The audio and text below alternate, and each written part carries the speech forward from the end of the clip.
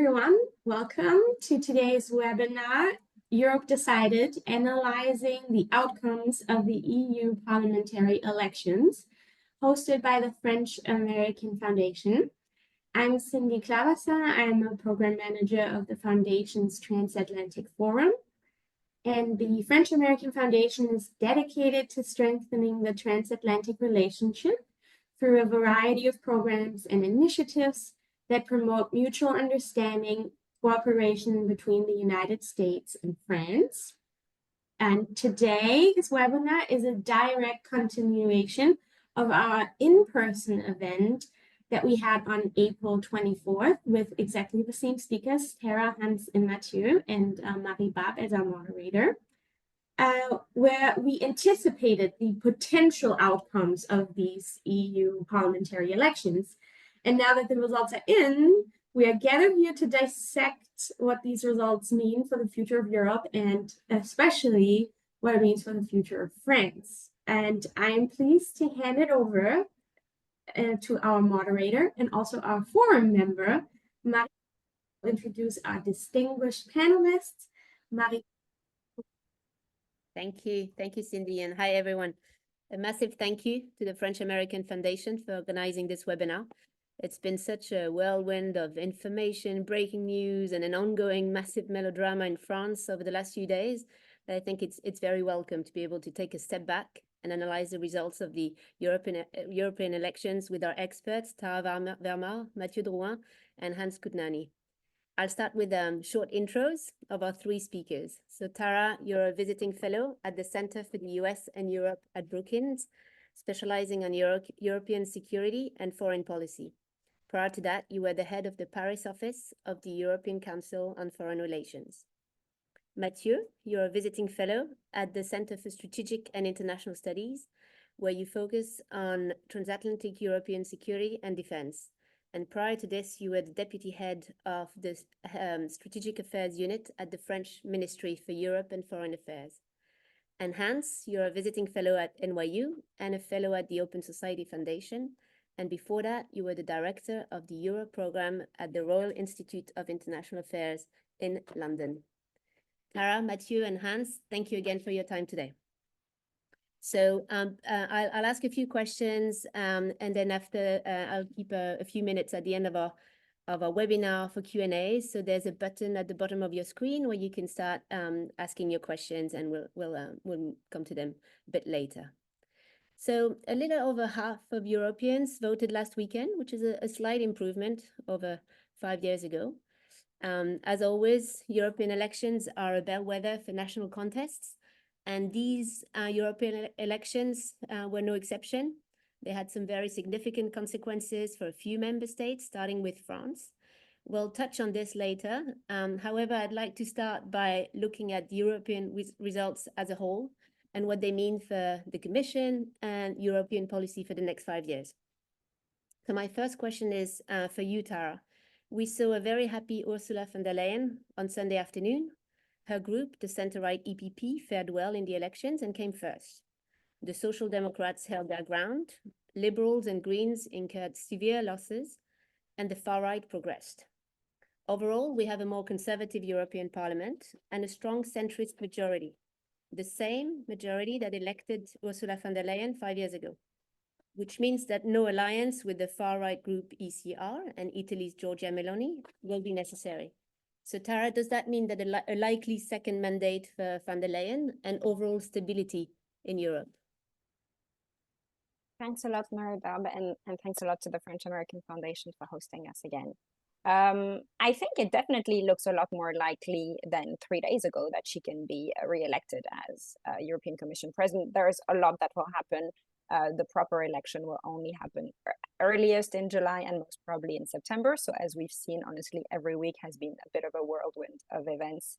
But it is true that she's coming out of this much stronger, in particular, because actually Emmanuel Macron in France and Olaf Scholz in Germany have come out extremely weakened of these European elections. You've said it yourself. Actually, European elections always need to be examined both under the European lens, but also under each 27 national member state lens. And the fact that two of the leaders of the biggest member states came out of this extremely weakened, I think reinforces her position. Macron wanted to replace her.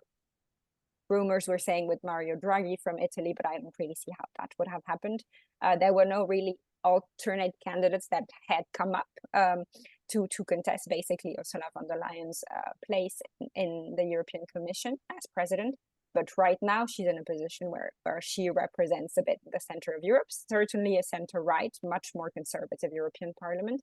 And you're right, even if she doesn't need to form an alliance with ECR, I think she will still give quite an important place to Giorgia Meloni in the years to come. So I think that will need to be followed through. Thank you, Tara. So as Cindy reminded us, we met, the four of us met in April, where we kind of tried to guess what the results of the elections were going to be. And when we met in April, I remember we talked at length about a possible landslide by the hard right. So Hans, you wrote several articles and even books about this. It seems like at least at European level, the worst was avoided.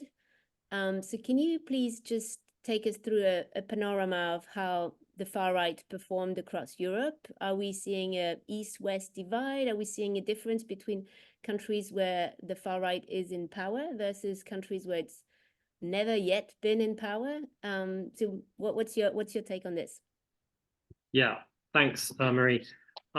So I think the way I see the European elections in relation to this question of the far right is that the expectations or the fears about how the far right were going to do were so inflated that it seems like the far right has not done as well as people thought that it would. But that's what I say, because people had such inflated kind of ideas of how well the far right was going to do. I think anyone who is, even anyone who was looking seriously at the polls was not predicting some, dramatic rise, by the far right.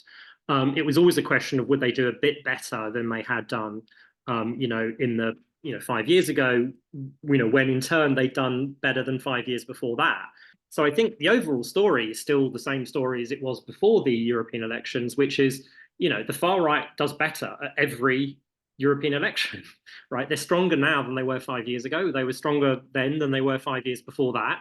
And so that hasn't changed. Now, as I say, they haven't done quite as well as some people thought they might do. But overall, they, in the next European Parliament, the far right will be stronger than it's ever been before. That's the bottom line here. And then two other things that I think is important to say, just to sort of put this in context. The first is that, and I think we may have discussed this when we met before the elections. The European elections is only one of two vehicles through which the far right can influence the EU. European elections determine, the composition of the European Parliament, and, as Tara has been saying, go some way to determining who the next European Commission president is. But in the end, the European Council is a much more important EU institution than the European Commission or the European Parliament is. And, that's not been affected at all by, that's determined by the outcome of national elections. And that hasn't been affected at all by what happened, over the weekend. So, you mentioned Meloni. Meloni, still sits around the table at the European Council as the head of government of the third biggest EU member state. And we're going to come, I think, on in a little while to talk about France, right? So that hasn't changed at all. And in the end, as I say, I think that's more important than what happens in the European Parliament, the European Commission. The second thing, as I've been emphasizing all along, in terms of trying to understand how the far right is reshaping and influencing the EU, you have to go beyond the raw numbers in terms of how well far-right parties are doing in elections, whether it's the European elections or whether it's national elections. Because there's also this way in which the far-right is influencing the centre-right. So there's always been this way in which the far-right can win without winning. If they shape the agenda of the far-right, of the centre-right, they don't need to actually win elections. And so sometimes there's a way in which, when it looks in an election, as if the centre right has done very well, and everybody will say the centre has held. That's the phrase that's been used, a million times in the last 48 hours, and the far right has been defeated. Sometimes that's because the centre right has taken on so much of the agenda of the far right, especially on questions around identity and immigration and Islam, that in a different way they've kind of won. I think it's really important to keep that in mind. And so, putting all of that together, I think the big picture is that the EU will continue in much the same direction it's been going in, embodied by again, we may have talked about this when we met in person, embodied by the images of von der Leyen and Maloney, standing alongside each other, signing refugee deals, with Tunisia or Egypt or whichever country. That's going to continue, regardless of the exact results of the European elections over the weekend. Thank you. Mathieu, building on that, what I'd like to ask you what you think the new European Parliament means for Europe's foreign policy. I'm thinking Europe's support for Ukraine, the EU security and defense agenda. Will, alongside the new head of the Commission, a new foreign policy chief is going to be nominated or elected. Is there any guess on who that might be, and how do you see a stronger far right with divergent views on foreign policy? Actually, there's not just one far right in Europe. There's at least two, if not three. But how do you see that? How do you see that, impacting Europe's foreign policy going forward? Yes, thank you, Marie-Barbe, and it's great to be here in this format again. So, and coming back to Hans and Tara's point, I think the end result is going to be kind of stability and continuity, which is really a tricky picture, considering that in fact this result is not really an endorsement of von der Leyen's action, but it's more the addition of 27 very disruptive votes, in fact, that kind of compensate or annihilate each other. But I've done my maths, and in fact, there has been protest votes in the sense that the ruling party has been defeated in 17 out of 27 countries. It's just that by adding all these pieces together, you end up with the EPP and the center-left to center-right parties that have increasing seats.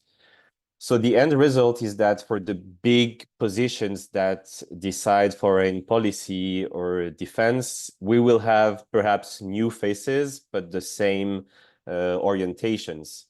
That is probably Ursula von der Leyen for the Commission.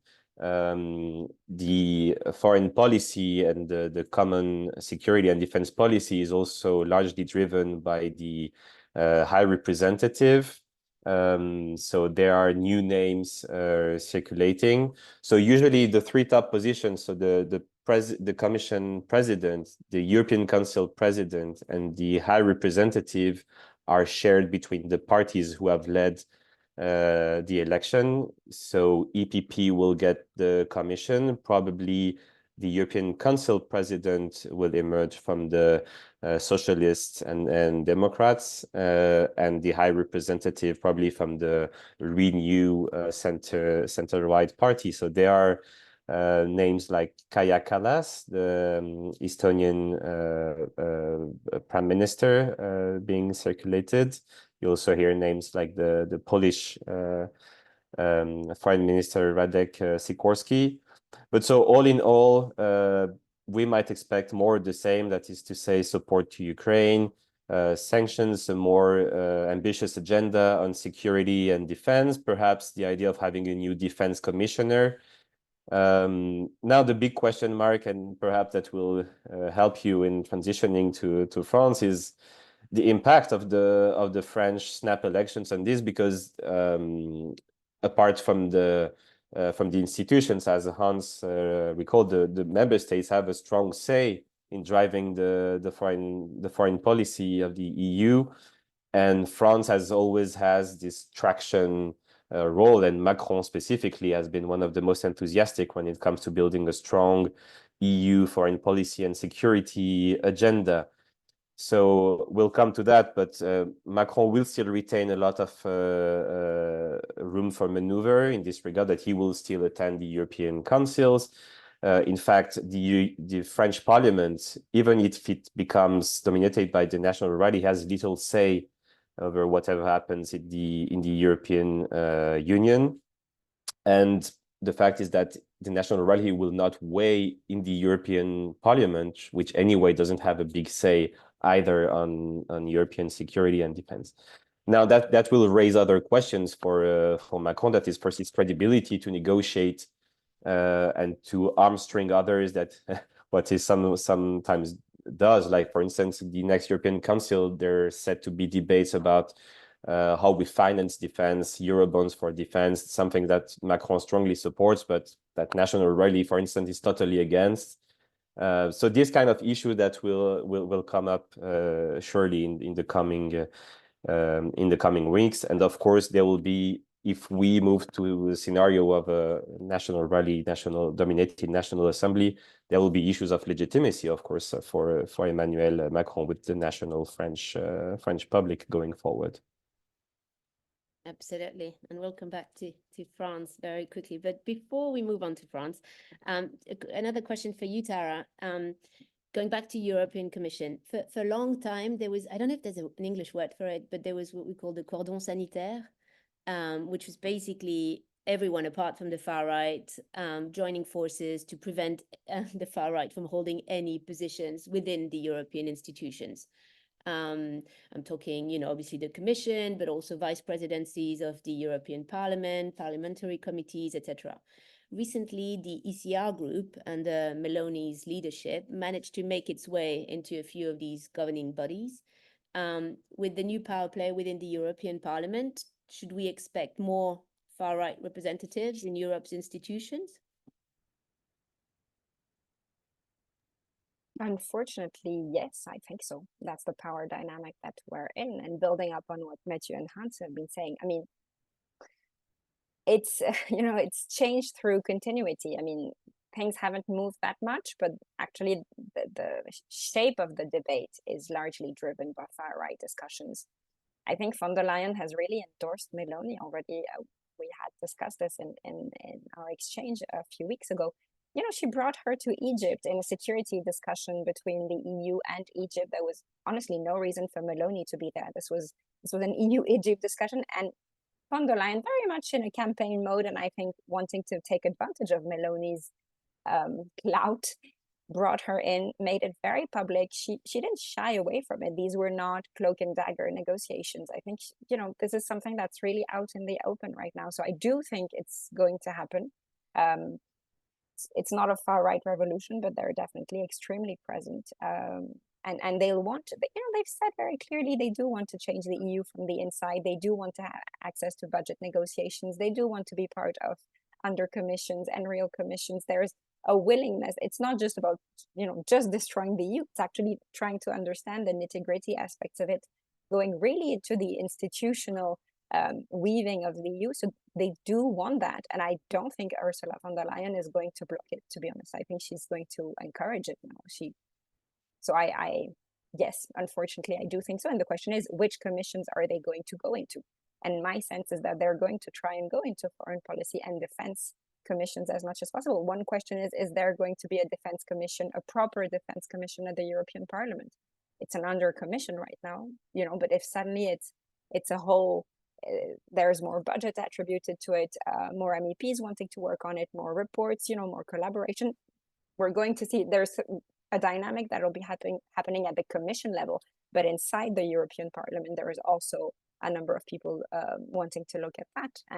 And I wouldn't be surprised that far-right MEPs would want to be very present in those discussions. So we've talked about foreign policy, but I'm, following on from what you just said, Tara, I'm guessing there's going to be some significant impact on Europe's green policy and migration policy. Partly, as you said, Hans, because they've already impacted the policies of the conservatives in Europe. But in addition to that, they've got, more influence in Europe and therefore on these two important policies of Europe. I don't know, Hans or Mathieu, do you want to comment on that and what you think the impact is going to be on green policy and migration policy? Mathieu, do you want to go or shall I? Yeah, I mean, I think you've kind of already said it in a way, Marie. So I think it's very clear that the EPP, the centre-right grouping in the European Parliament, the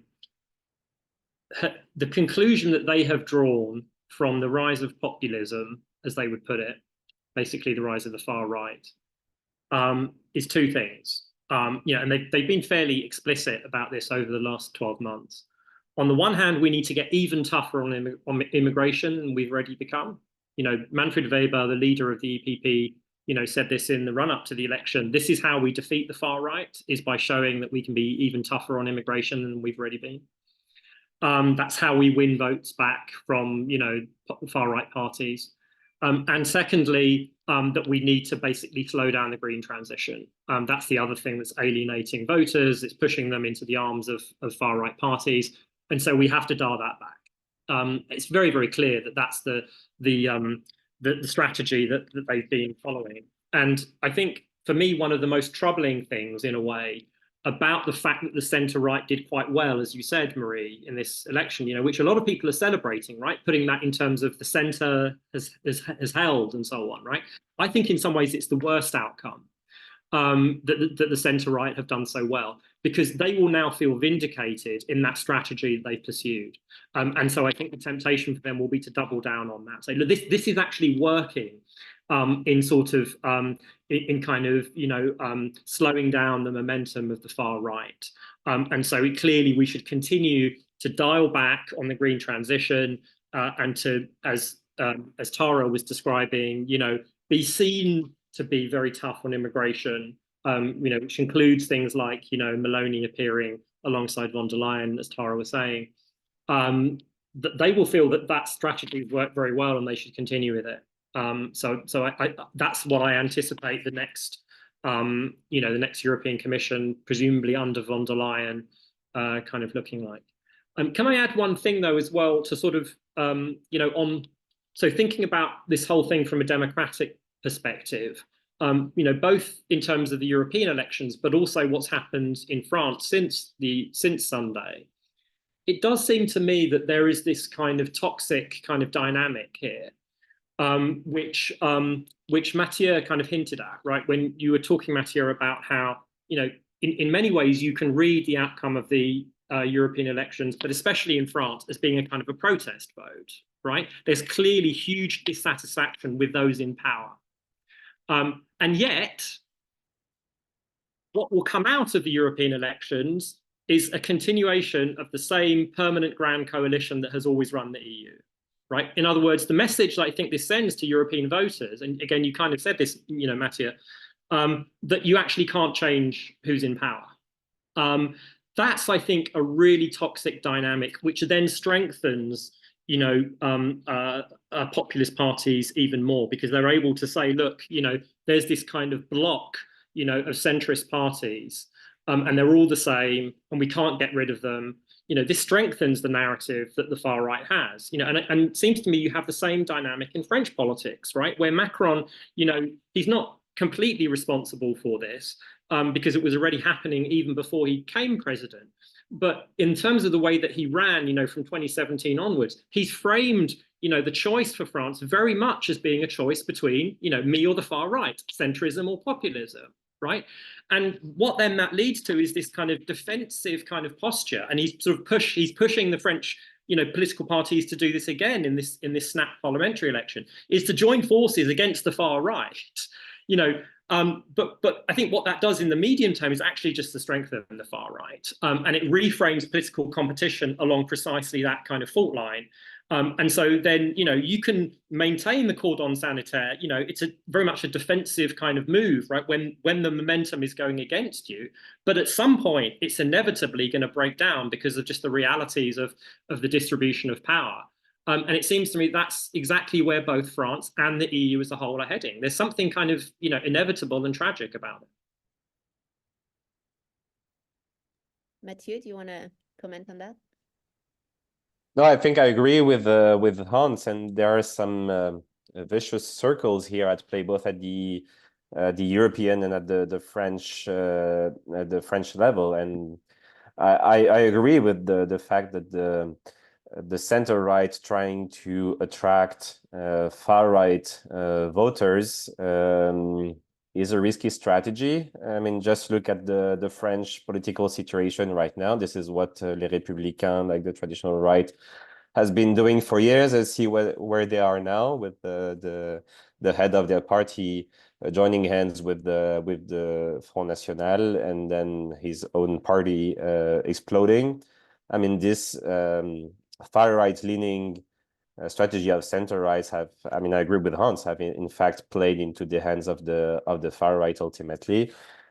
And I agree also on the French situation that Hans described. This has been Macron's strategy since coming into powers, that he would be the one to defeat the Front National, and in fact, the end result is that it has been only strengthened.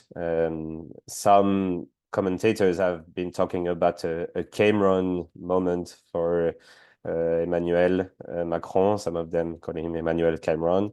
Not about a risk of a Frexit. This is not at the table, but the idea that when Cameron called for the vote on staying or not in the EU, and expecting that the voters would vote responsibly,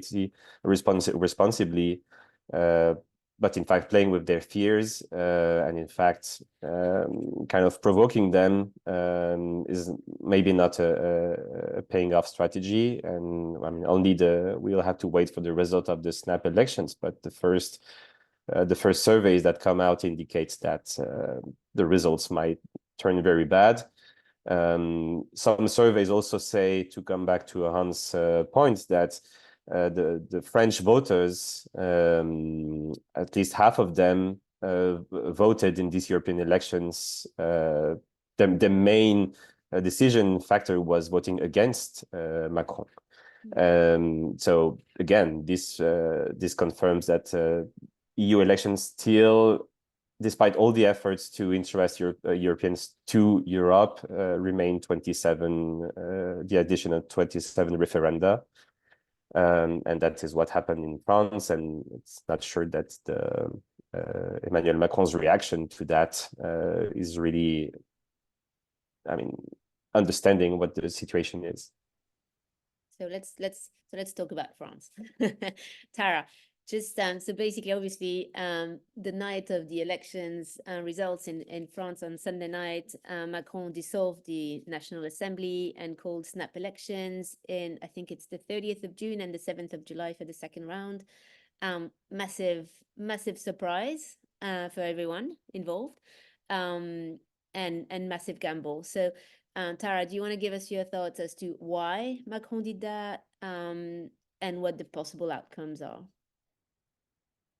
Sure. And actually, I'd like to connect it to something that Hans said about the sense of helplessness of electors when it comes to the EU, the sense that you cannot change anything despite your vote. And, you know, voting in a democracy is a pretty important thing for a citizen to do. And I do think, I mean, listening to you, I was kind of thinking this is probably also what drove Macron to making that decision, is that he didn't want the French public to feel helpless in the face of this result. And I guess I would say my interpretation of his decision is that he's trying to give agency back to French voters, but also not having calculated this at all. So I don't think the calculation there, the political calculation is right. I don't think the sense of institution is respected either. He didn't warn his prime minister. He didn't warn the president of the National Assembly. He didn't warn the president of the Senate. He decided this with 3 advisors in the hallway in the Élysée, you know, in kind of an ivory tower, still believing that, yes, people voted against him, but in the end, he's also the only one who can bring them back into politics, bring some optimism back to them. And I do think that you see there that he hasn't built his political party basically to survive him. Everything is about him always, and it's been like that for the past 7 years. And so, of course, the consequences of that is that people then ultimately end up voting against him. But I do think that there is also something at play here, which is more structural, and both Hans and Mathieu referred to it as well, which is that Actually, the vote share of the Rassemblement National, the National Rally, has been growing for years. This is not something that's new. It's true, it was already the case when he presented his candidacy for president the first time around in 2017, but now we're looking at staggering numbers where the National Rally is the first French political force. They got 32% of the vote share. I think that's terrifying.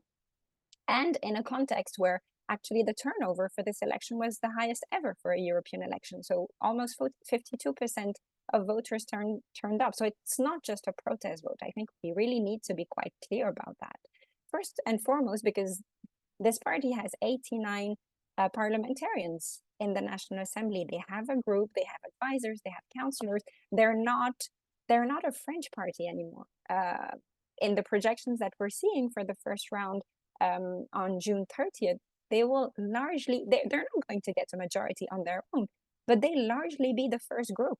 And so the consequences of that, first of all, for Macron, for France, for Europe, but also from the international stage, I think are pretty alarming. And it is, Mathieu is absolutely right. It's not the French parliament that can do much about foreign and security policies, which really remains the remit of the president. But, you know, there's a parliamentary delegation to intelligence. They would have access to the budget. They can reprioritize in many ways and take France in a fairly different direction. They've said many times that they want to do so. And they have captured part of the lexicon and the vocabulary of the left for a long time.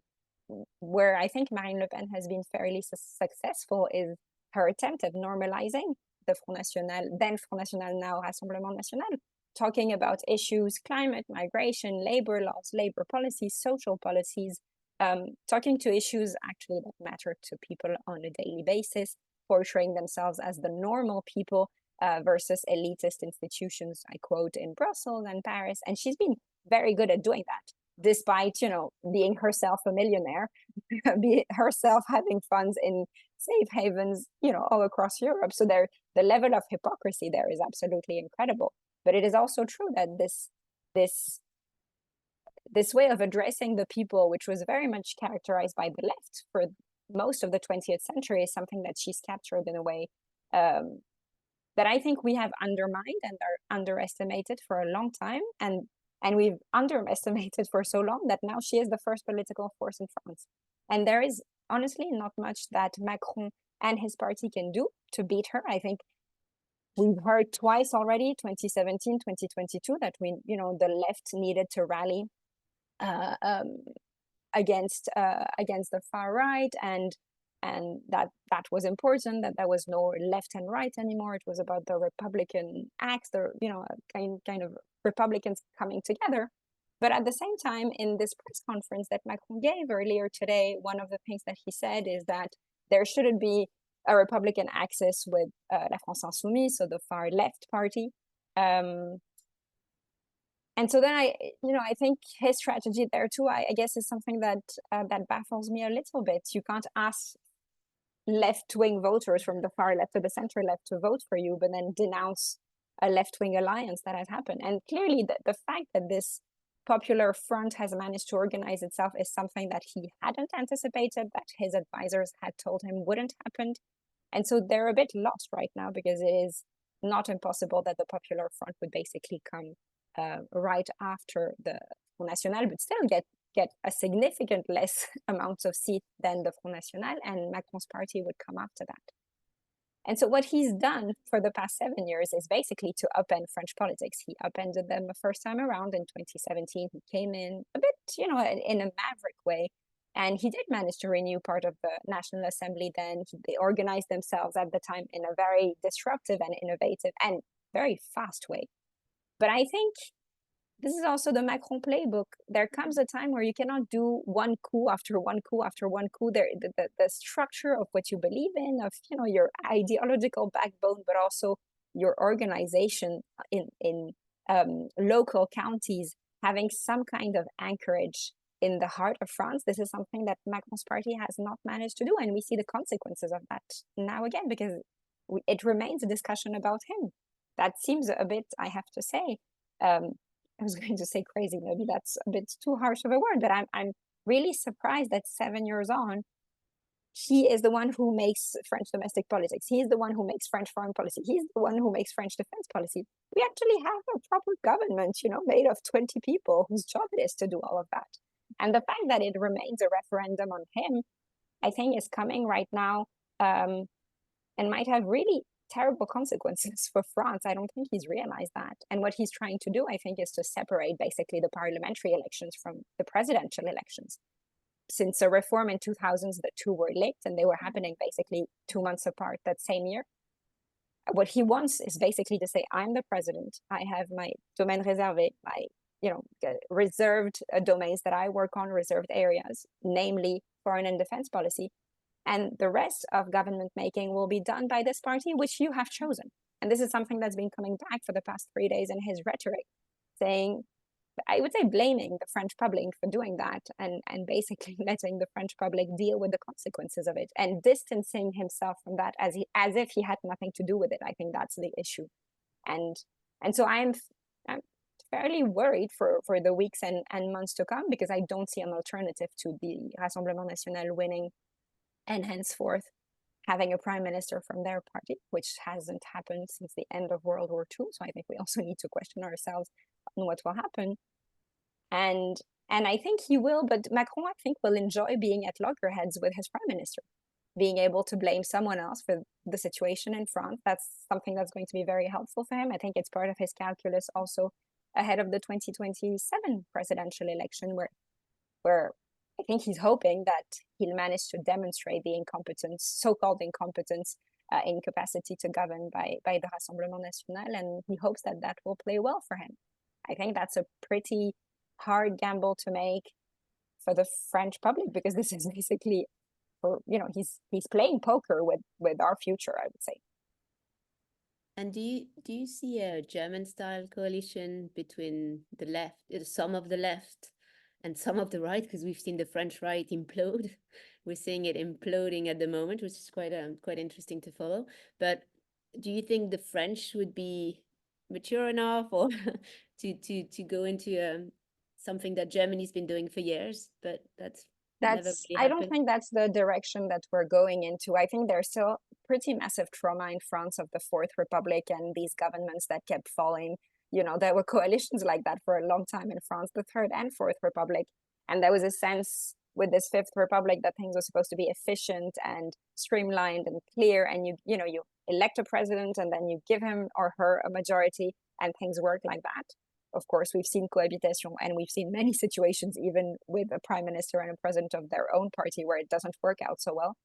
I don't see a coalition happening anytime soon. You know, the Popular Front is organizing itself very much against the far right. And you're absolutely right. The right is absolutely exploding. I was just looking, the president of Les Républicains has been excluded by his party. So I don't know at all where they're going, but they're also not a central force in the debate, nor a force for initiative at all. They've been kind of sidelined by the Rassemblement National now for a while. They are not the main. I mean, we still call them the mainstream right-wing party, but you know, in fact, they are really marginal. So they might come back. I'm not saying it, but I don't see a figure right now that could do that. I guess Edouard Philippe, Macron's former prime minister, would hope to be that person, but again, I'm not seeing this happen anytime soon. Happy to be contradicted. And so just if the worst happens and we have Jordan Bardella as a prime minister, just to reiterate what you were all saying, is that the foreign policy of France would still be defined by Macron, who said he wouldn't resign, so he would stay on until 2027. So in terms of foreign policy, Mathieu, I mean, what have we learned from the previous cohabitations, you know, under Chirac? Chirac did a gamble and lost it as well. You mentioned Cameroon, but we have another example closer to home in France, where a president called for early elections and lost them. Yes, correct. So we had 3 occurrences of cohabitations. The first between socialist President Mitterrand and Chirac, then Mitterrand again with Balladur, and then Chirac as a president with Lionel Jospin. And so from the onset, what has been decided by Mitterrand and Chirac in the first cohabitation is that it's all the constitution. We respect the constitution, which provides for the president to be the commander-in-chief of the armed forces, to ratify the treaties, so basically rule the foreign policy.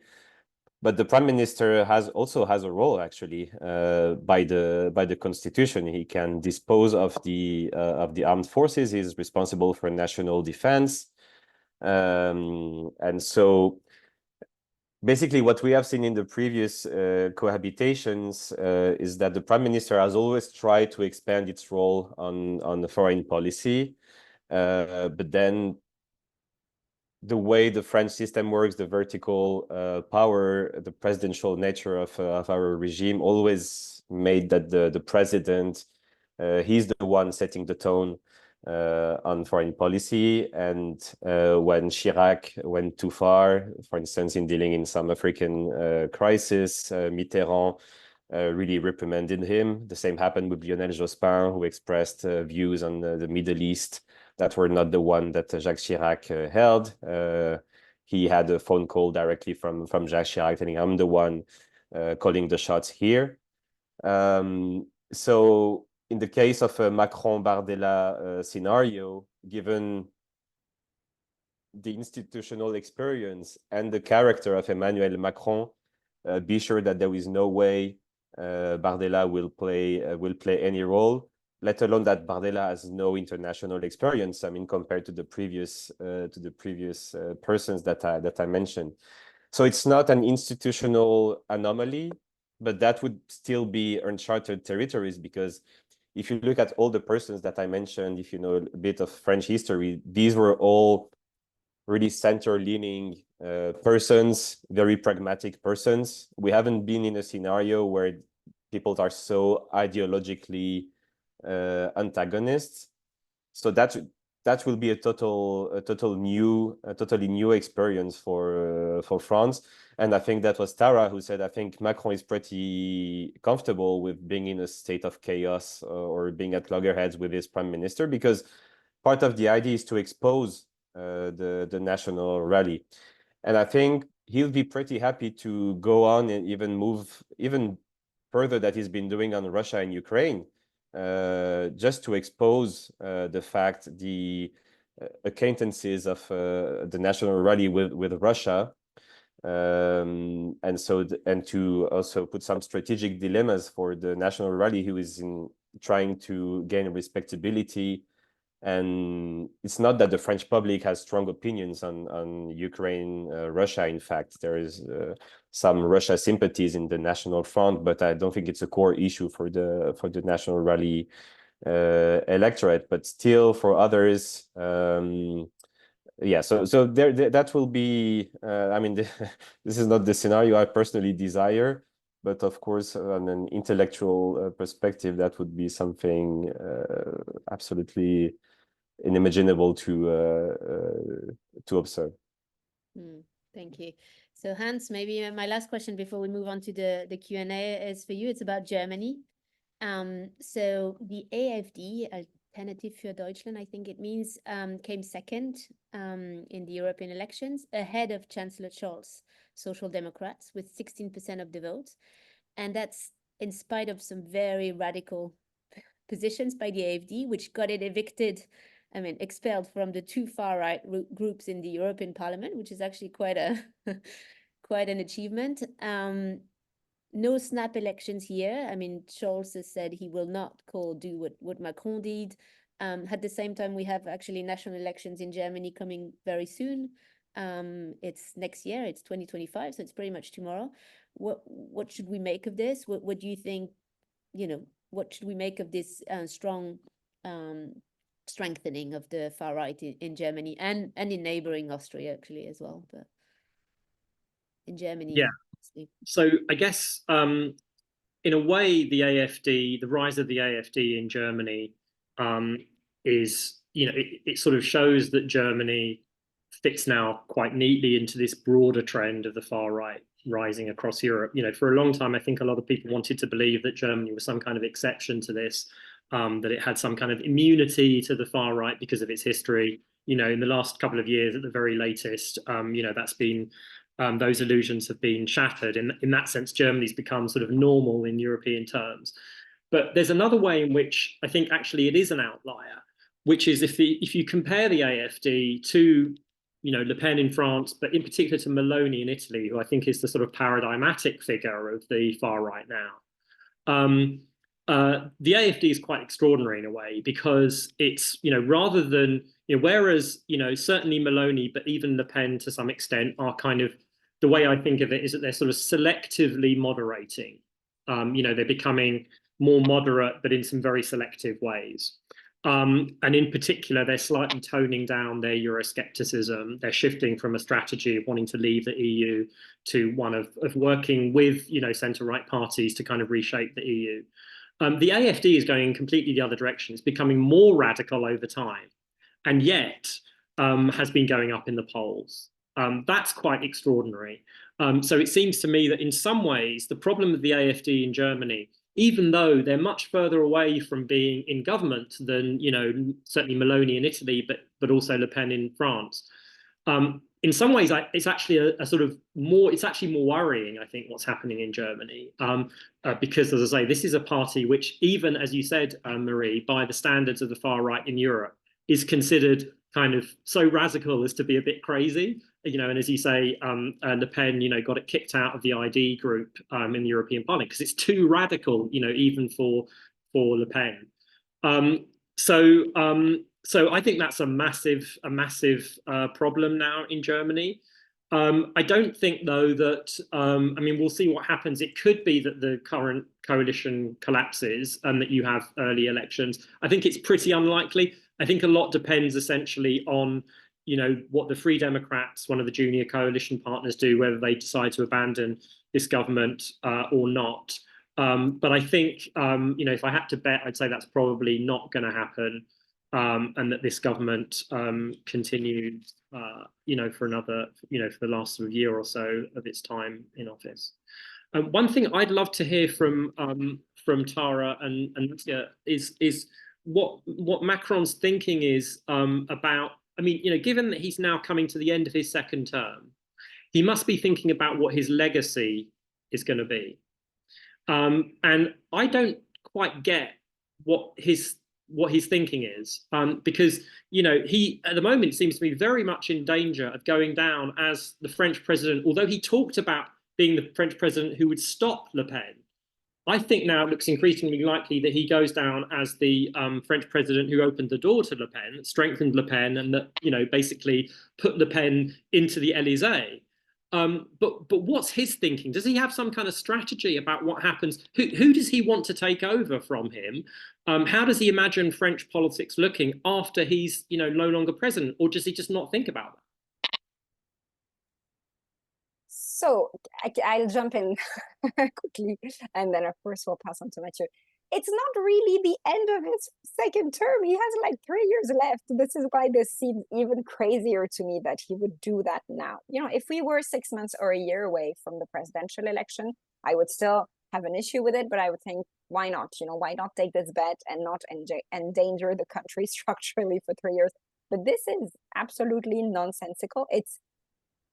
I think it's the first time that a French president has dissolved the National Assembly from a position of weakness.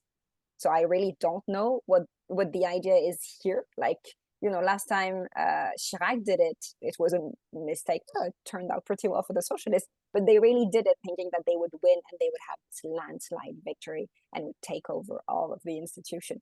He is doing it all the while.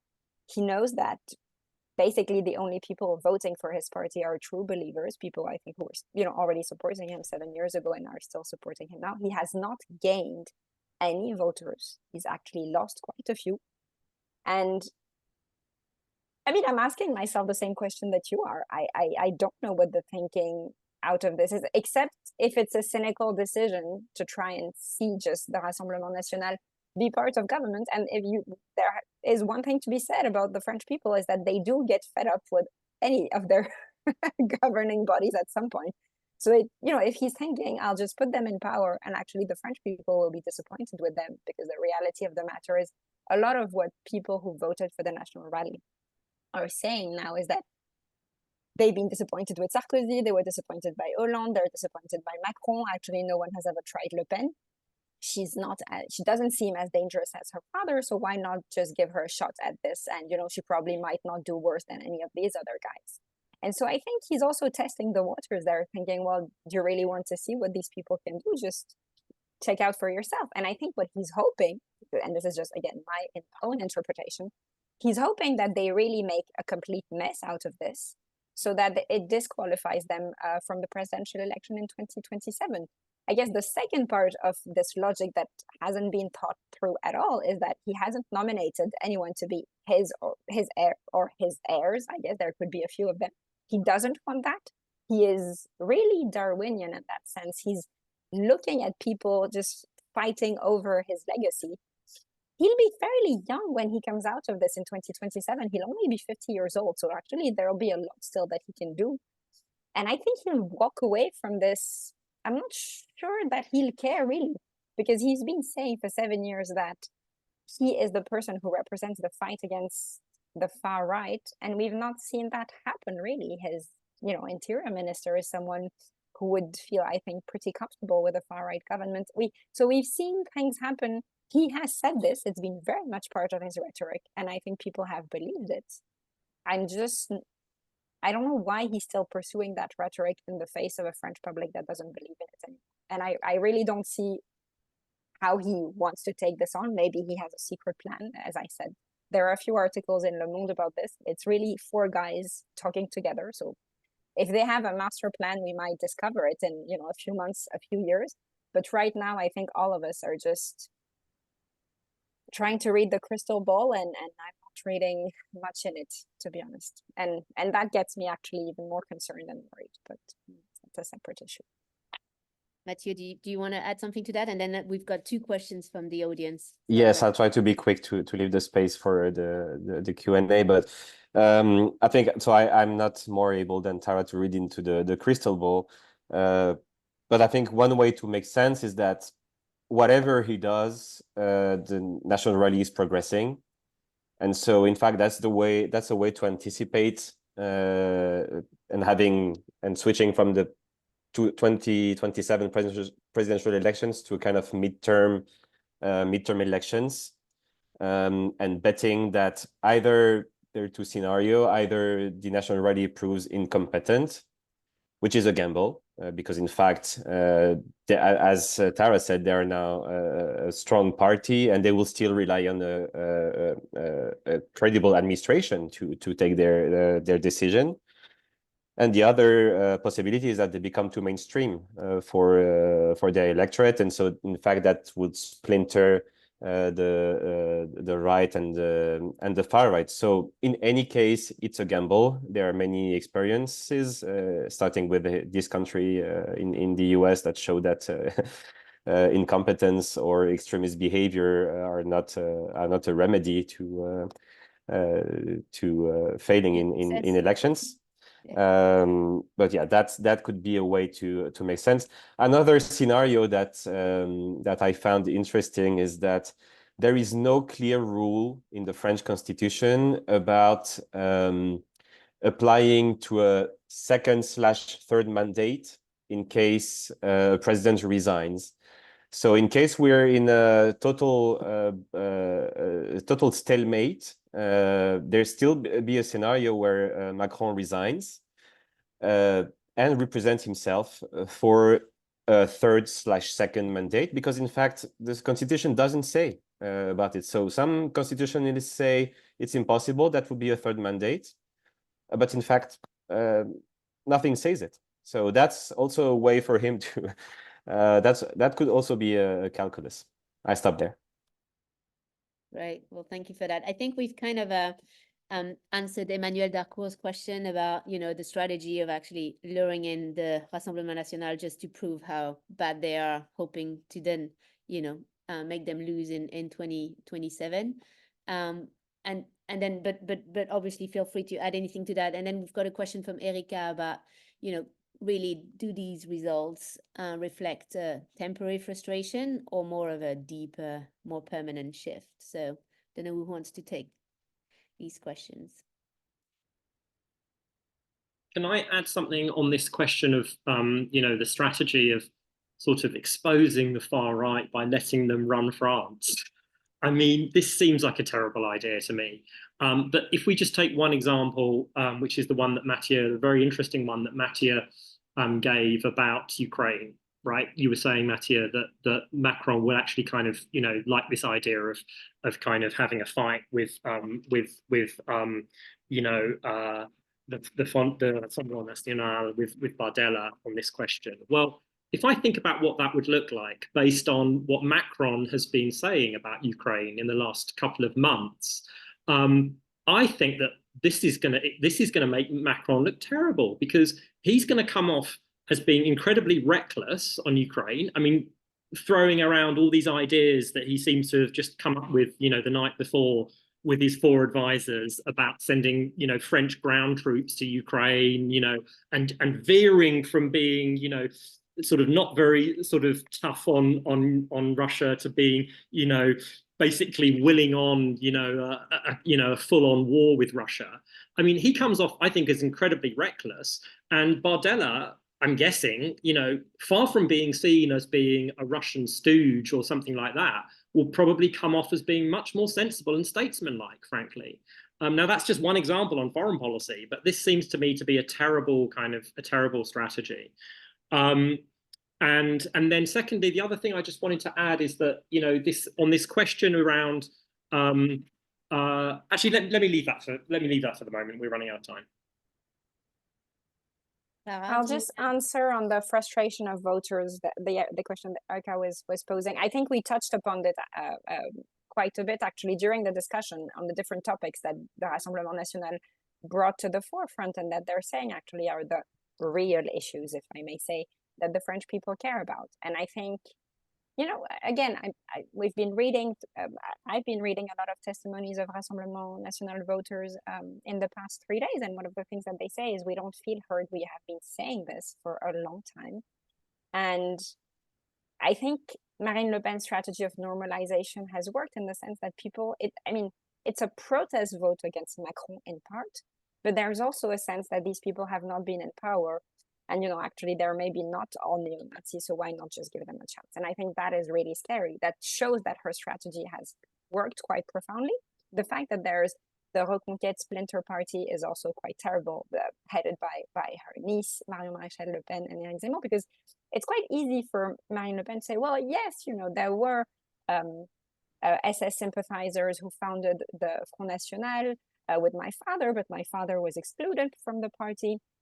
And the people who are neo-Nazis right now, they go to Reconquête. They don't come to the Rassemblement National. The Rassemblement National is the party of the French people.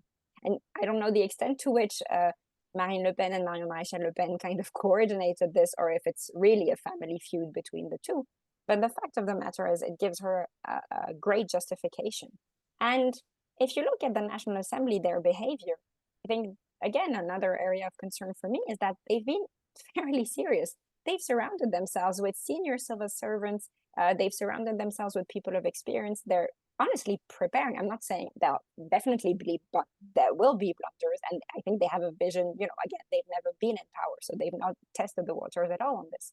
But they're preparing for it with the excitement of someone who's new to this, and excitement and, in a way, seriousness. And that concerns me a lot, because, they're fairly serious at the National Assembly. They prepare when they're part of, friendship groups, but also generally thematic groups. They prepare quite a lot. They reach out to experts. I think it will be the far right remains the far right. So I think when they come to power, they'll do a lot of immigration law, restriction laws. They'll reverse all of climate policy. Again, you just need to read, honestly, what's in their manifestos. I think in the end, it comes down to that. But the appearance that they give is one of a party, and I think that has played out quite well once again in these European elections. It's not just a protest vote, and I think as long as in a way, Macron is there because he's built this division between them two, and he's completely upended the French political landscape and the cleavage between the right and the left. As long as this cleavage between the right and the left doesn't come back in a new form, I fear that the far right will grow. And as I said, the far right remains the far right. If you go on their websites, you look at the policy propositions that they are far right propositions. There is, you know, I mean, no degree of doubt around that. So I think they need to be exposed also in that sense. But this is not what Macron is saying. He's not exposing them on content and on policy proposals.